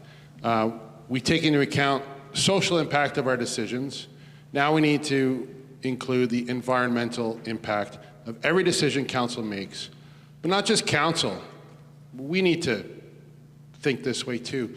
And personally, I know our family can get better. And from a business perspective, I'm already making changes to my business to line up with these thoughts. Thank you. Okay, we're on to question number 5. There are many storefronts in our downtown areas. How will you improve having vital downtowns in our communities while employing traffic safety and improving parking? So I'm going to start off, Dane, you're already ready. Dane Nelson with the mayor's and deputy mayor candidates. So as growth comes to Grey Highlands, we will be attracting new and unique businesses to Markdale and Flesherton. They do benefit from being on the Highway 10 corridor and the actual villages and towns being located there, unlike Southgate, who is seeing its downtown core kind of die because it's not on the actual corridor. The benefit of working with the Chamber of Commerce in the past is continuing that build that relationship where the Chamber does support and benefit the businesses that are part of our community. Grey Highlands is investing in beautification in both downtowns, working to make them more appealing to those driving through. The council has implemented our CIP program, which is our commercial improvement program, so that we can have businesses do capital improvements and get support from the council itself. Those are then used to build better storefronts and then making the downtowns look more attractive again that way. Parking has been in a discussion. This is a hard one to answer because none of the street parts, I've got 15 seconds left. Parking has been a consideration in the last 4 years of this municipality, and we have currently ample parking in Markdale, but as council discusses the downtown development, we'll have to keep that in mind. Thank you. Take a breath there. Okay. Next up, Don Elp. I'm happy with the way business development is going in this town. The only thing I would probably try and contribute would be getting municipal government out of the way and letting businesses take care of themselves. I think they're doing great. I'm happy with the way things are going. Thank you, Don. Next up, Melanie Seeley. Sorry, give me a second here. How will I improve downtown? Well, first of all, I'd like to know why the economic development plan from 2018 wasn't followed. To develop a parking plan in Flesherton and Markdale, to create a Grey Highlands business improvement area, and to work with Grey County to establish a small business center in an appropriate location were among the plans that don't seem to be carried out. I'm unsure about the parking at the moment. I believe it needs more thought and research. As for how I will improve it, the flower boxes in town, here I'm gonna get all naturey. I envision planter boxes with vegetables so that people can just walk up and grab whatever they can, like what they have at the community center. More benches, wall boxes. These are kind of things that would make it a little bit more lively and friendly. Thank you, Melanie. Next up, Paul McQueen. Well, certainly having empty storefronts is not something that makes me happy as a current mayor. To start, we need to continue to support the Chamber of Commerce, who supports businesses, which I think is something that's really crucial for our budget process. With the downtown revitalization plan here and that came forward with regards to Markdale, I mean, one of the things is to get people living downtown. We have a hospital that's going to be coming up for surplus. Is there a possibility to build housing there? Housing brings people, people spend money. Also, a walking trail throughout Markdale. I know our previous planner had a bit of a draft plan of a trail through system throughout Markdale. There's also, Flesherton is also one of our built up. We've dealt with parking. We've tried to work with parking. Parking is something that's also critical. But we have a lot of people going by our doorstep. How do we encourage them to stop? And that's the big thing, is getting them to stop and spend their money and stay here. Thank you. Thank you, Paul. Next up, Steve Maloney. This just so happens to be a strength of mine. I have a small business development program. I've talked a little bit about my private life. We used to go to communities and knock on doors, and we would have a small business development program. Our first call that we would make would be to the Chamber of Commerce, ladies. We like chambers so much, we joined 7, and I subletted my office from the Whitby Chamber for a decade. I've already started economic development on your behalf. What's this guy talking about, you ask? Well, I have already contacted the 2 major employers here in Grey Highlands. One of them got back to me within an hour. I was taken seriously. I always think the best way to get economic development going is go to the businesses that are succeeding right now in their community, get them involved, and get their ideas and get the snowball rolling. I'm not a stranger to this. I'll be taken seriously by very senior people here in Grey Highlands, but I need your vote. Thank you. Thank you, Steve. And next up, Danielle Thalakat. Thanks. I was actually just looking around for the constituent that just resent out the Grey County Age-Friendly Community Action Plan that was put together by the county, and it was endorsed by our council. And as I was reviewing it, I saw all these great examples all over Ontario where we were putting an age-friendly lens on downtowns and our spaces to make them inviting and accessible for everybody. We know if we stay in our communities, if they're inviting to us, we're going to spend money there. I agree with a lot of the things that were said. I think that we have made some improvements, but I also want to give a shout out to the Chamber for being the voice of the business community within Grey Highlands. Thank you. Thank you, Danielle. We're going to move up to the candidates for councillor, and first off is Dan Wickens. Location, location, location. If you don't have your business in a good location, nobody's going to come. Right now, downtown in Markdale, there are empty storefronts, and the reason why is people can't get to them. And if they do the solution like they did in Caledon and Orangeville, they will 4-lane Highway 10 and there'll be less. Council needs to work on parking downtown and make the businesses accessible. Thanks. Thank you, Dan. Next up, Tom Elwood. I support the downtown visioning concept for Markdale. The visioning sessions that the planning partnership facilitated with our residents proposed a vibrant downtown with public spaces, a streetscape that added landscaping and amenities that favored pedestrian use, retail and office space that will provide jobs, and the kind of density that will provide for attainable housing. I support this growth that would also improve traffic safety and parking. Thank you, Tom. Next up, Paul Allen. I will continue to support the Community Improvement Plan, which provides grants to businesses and our partnership with the Chamber of Commerce. And I will actively seek areas for off-street parking in our downtown commercial areas.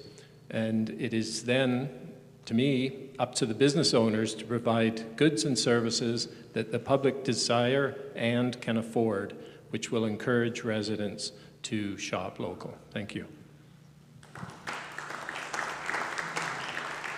Thank you, Paul. Next up, Emmett Ferguson. The main intersections in Fletcherton and Markdale are overflowing in some directions, and this has a big impact on vitality and safety both. Until we provide more public parking on both sides, or indeed consider directing traffic into other parts of our towns, the obvious increase in flow from non-residents will be hard to leverage to the benefit of the many excellent Main Street businesses that currently lack their own designated parking areas. As a start on safety, I'd consider adding some advanced green lights and adding traffic calming and reflective bollards to clearly indicate and enforce the fact that on-street parallel parking spaces are not passing lanes. Thank you. Next up, Nadia Dubek.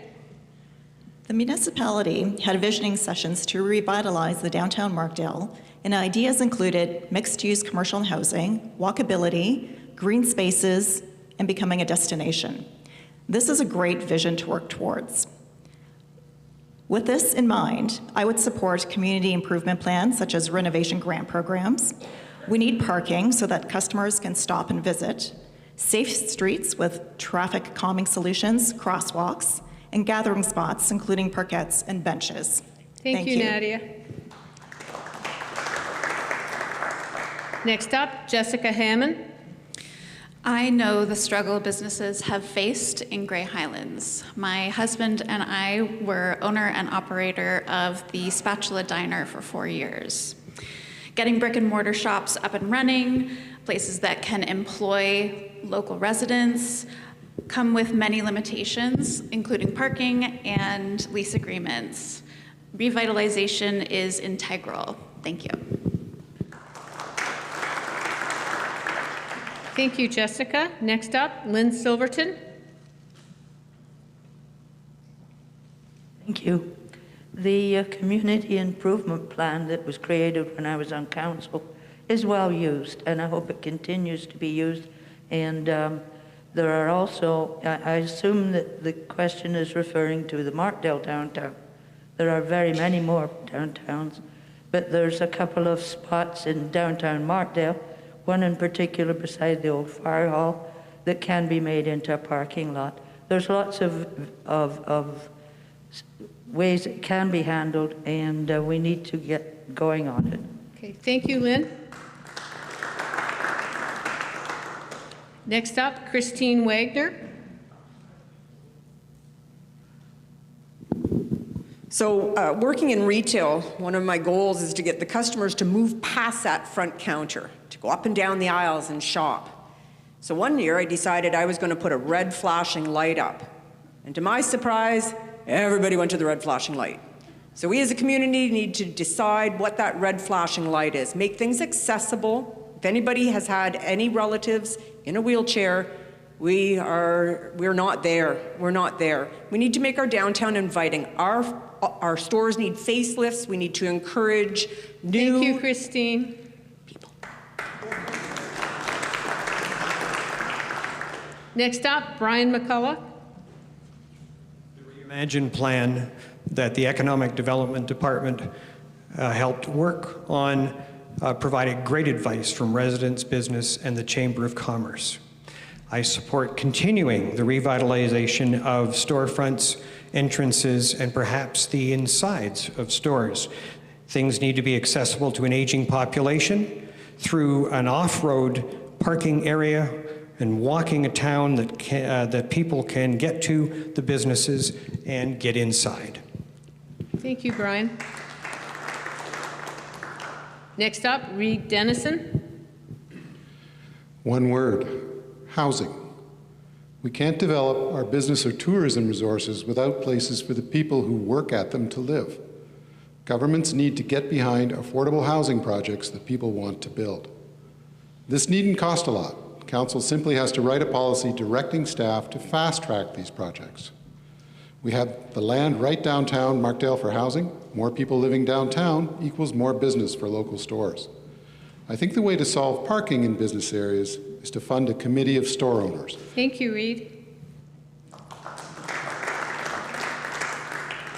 Next up, Roger Tumineri.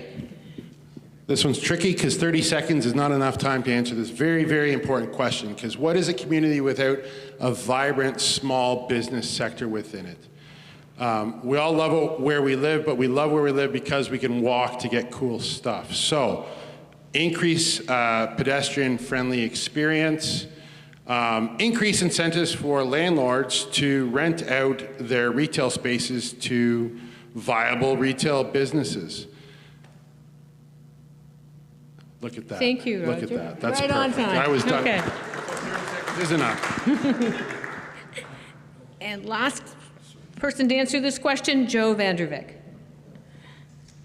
Great. Most people have already said a lot of things that need to be done. One, we need to make it accessible. Two, we need to support our Chamber of Commerce and our local business owners so that we can help their businesses survive. We all win when that happens. How we do that, we need community support to make that happen. Thank you. Thank you, Joe. So now we move on to the closing remarks. We will start with the deputy mayor and mayor candidates. They will get 2 minutes to do their closing remarks, and then the councillor candidates will get 1 minute to do their closing remarks. We will start the closing remarks with the mayor and deputy mayors, and Dan Alp will lead us off. Like I started with, I'd like to see more working class people get representation. Working class people don't tend to run for politics. I think it would send a good message to get a large number of votes out for me. So please tell all your friends, family, business workers to go vote for Don Alp. Thank you. Thank you, Don. Next up is Melanie Seeley. So for me, I guess I'd like to say in my closing remarks that together we need to find a solution to this garbage issue, the bins.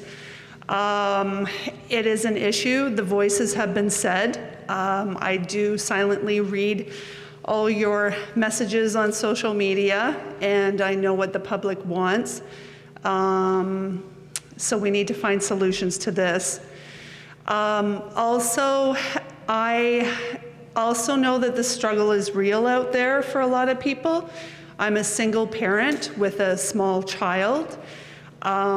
We do need some more affordable housing. There was a plan that has not been followed through. It was amended twice to provide housing for low-income, seniors, and special needs. As I said, it's been amended twice already, and that hasn't happened. That needs to happen. The sooner the better. We also need to deal with the C4 issue, the encroaching industrial, the encroaching of the industrial on the farmland. We need to deal with that. We need to think of innovative ways to create a solution for that as well, whether it's an eco park or an industrial park, and we need the public to decide that. well, not really the public, but we need to come together and discuss it as public council, and we need to talk about these solutions. Thanks. Thank you, Melanie. Next up is Paul McQueen. Well, I want to take this opportunity to thank everybody for coming today. I think my action speaks louder than words.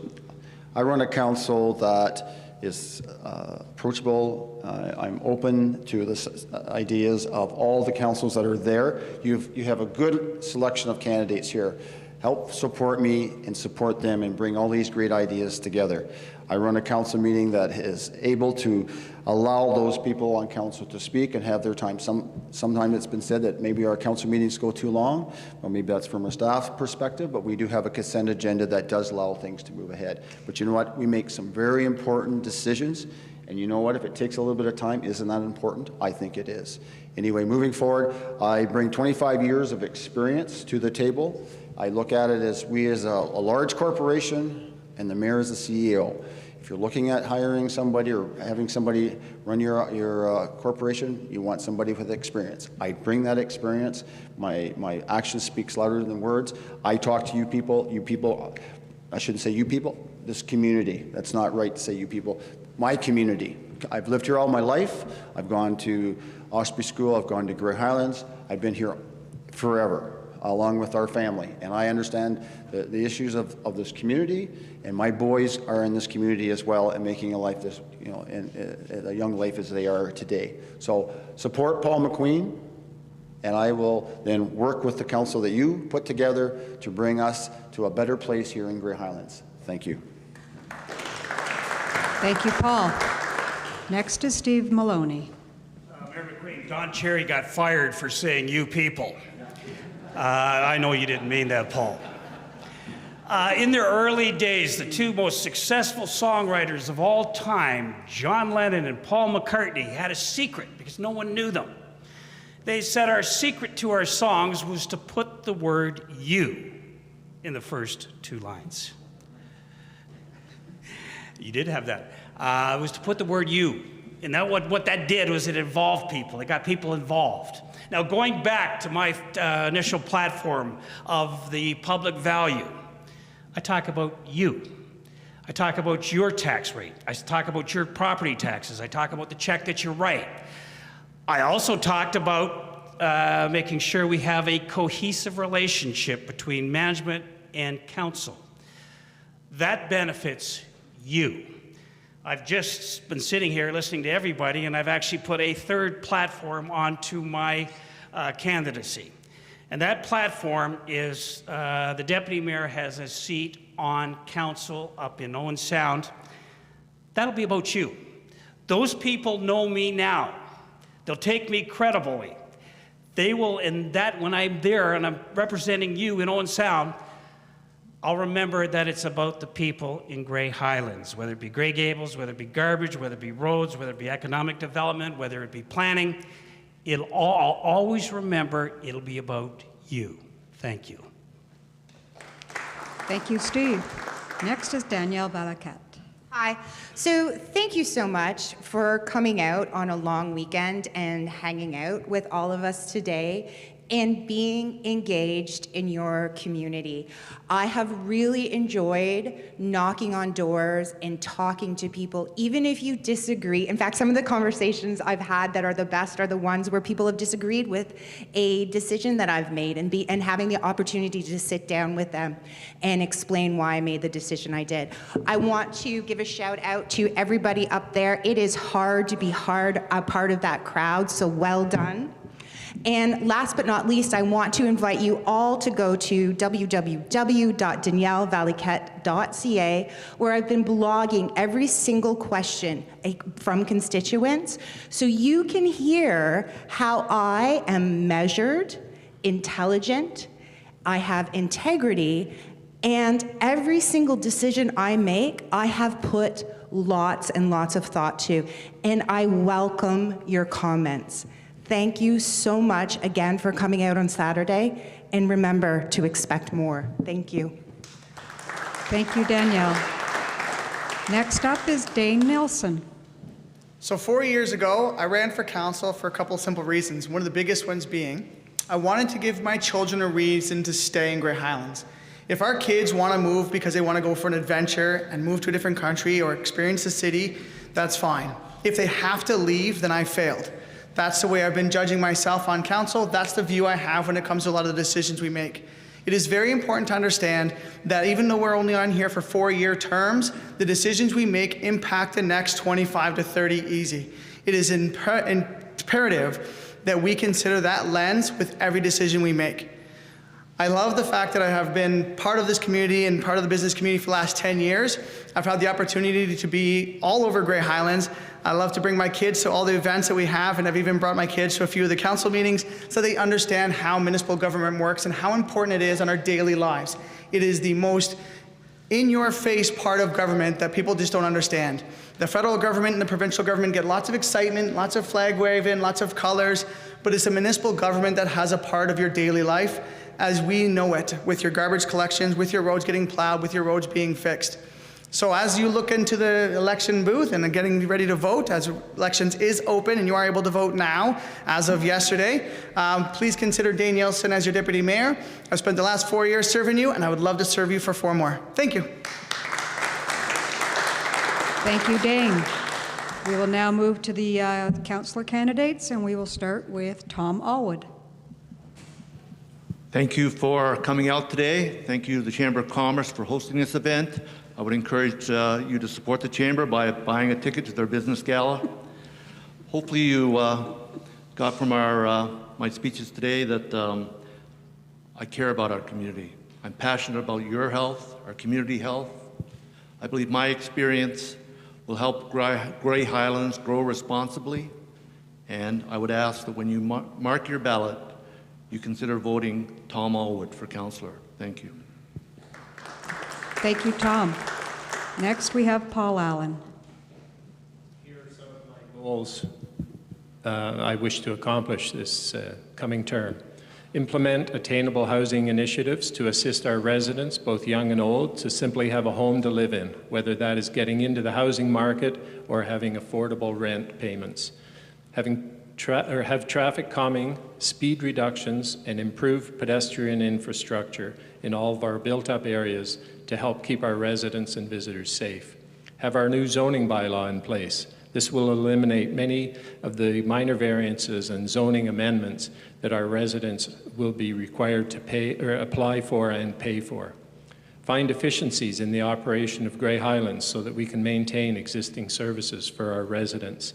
Ensure that user-specific costs, such as planning application fees, are fully covered by the applicant and not subsidized by other residents. Give direction to staff in relation to a cap on the budget increase and analyze the draft budget to find further efficiencies. Thank you for coming and listening. Next is Emmett Ferguson. Clear the coming years will bring change in our treasured villages and farms, in population, the climate, and our whole ecosystem. Sometimes we can only anticipate or react to change. Sometimes we just have to hope and trust. I know most often we have to reach in, reach out, and work hard to get to the change and the future we want. So I'm seeking your vote to join the Grey Highlands team and make sure that whatever the change, Grey Highlands is prepared. Thank you. Thank you, Emmett. Next, we have Nadia Dubek. Thank you to the Chamber of Commerce and to all of you for coming and staying till the very end. Over the coming years, my focus is to listen, consult, and solution with you. Having healthy and safe communities, providing public spaces for gathering and play for all, and making our streets safe. Having a vibrant and sustainable economy, livable communities, affordable housing, revitalizing our centers, and supporting businesses. I'm committed to working for you and will bring fresh, thoughtful leadership.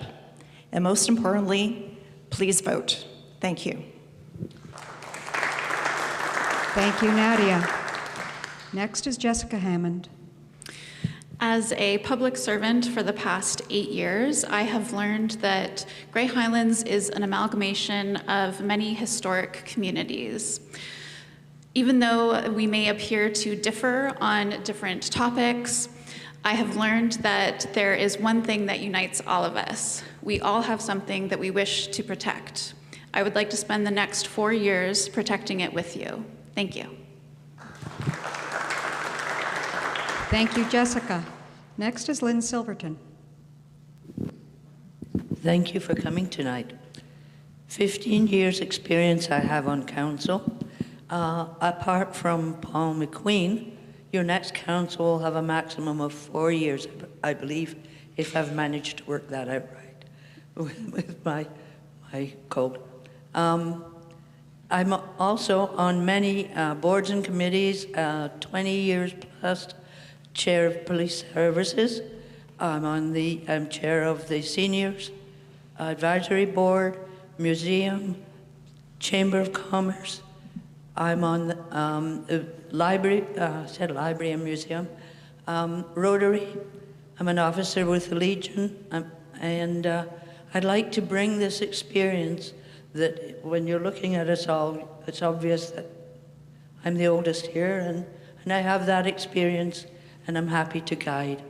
And please put me back on council. Thank you. Thank you, Lynn. Next is Christine Wagner.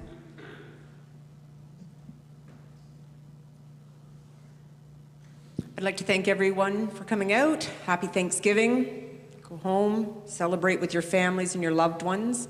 You have a very important decision to make. The council that you elect will determine the face of Grey Highlands, like Dane said, not just in these 4 years, but for many years to come. Let's protect our agricultural land and way of life. Let's prosper and grow in a manner that suits us, in a manner that our community wants to see. Let's not lose sight of who we are. Thank you. Thank you, Christine. Next is Brian McCulloch. Thank you for being here. Thanks to the Chamber of Commerce and giving us your attention and some great questions. My goals: fiscal responsibility in government, environmentally sustainable and attainable development, developing vibrant business community that's already here, just needs a little help, and planning for safer places in which to live. Please visit my website at ourgreyhighlands.com to see more about my volunteer and community work. I want to continue to serve you and ask for your support and vote for Brian McCulloch by October the 24th. Thank you, Brian. Next is Reed Dennison. Thank you all for enduring this marathon. From up here, it's challenging to give thoughtful solutions in 30-second sound bites. All I can say is, please check out my website for much more on the things I care about. I think I can be good at this job. I'm a bit of a geek about things like infrastructure, budgets, how things get done, and why it takes so damn long. I enjoy serving my neighbors and my municipality. I'm a big believer in the power of regular people working together to improve their lives and communities. For over 30 years, I helped run large co-ops that were financially stable, well-maintained, planned for the future, had low membership turnover, and did not annoy our neighbors. My campaign theme is More Democracy for Better Decisions, which is simply about improving democratic involvement by the people in every part of Grey Highlands. That means council getting out to meet citizens where they live and taking their ideas seriously. Next, we have Roger Tumineri. Thank you, everybody, for coming out today, and happy Thanksgiving. Ultimately, Grey Highlands is the winner of this election. There are so many great candidates up here. I'm super impressed by all of you, and it's an honor for me to run with and against you. So how about a round of applause for all the candidates?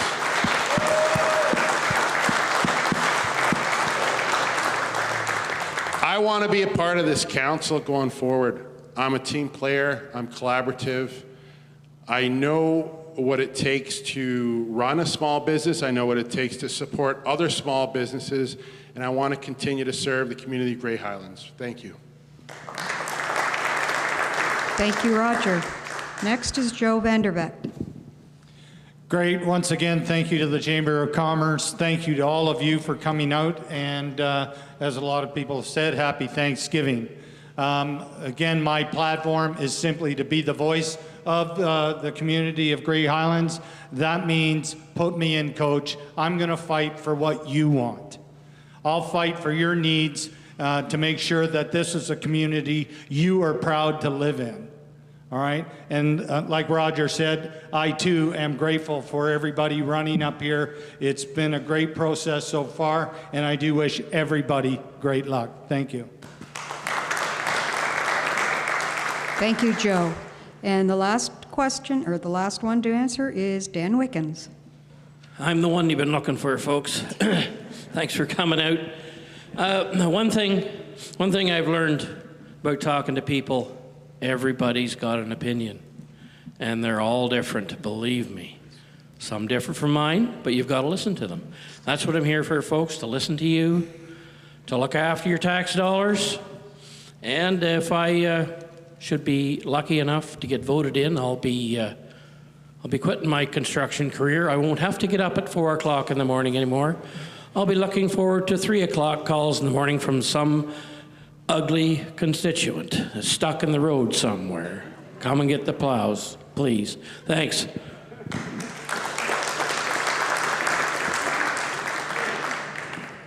So, on behalf of the Grey Highlands Chamber of Commerce, I want to say thank you, everyone, for an informative afternoon. To the candidates for sharing their answers and thoughts on Grey Highlands with us.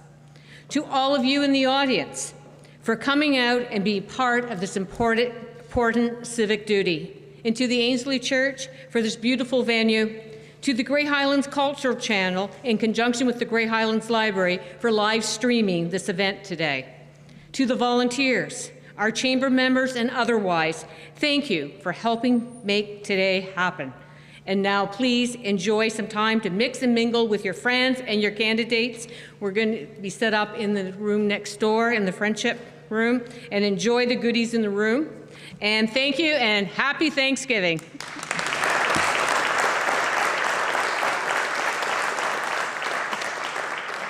Thank you, Paul.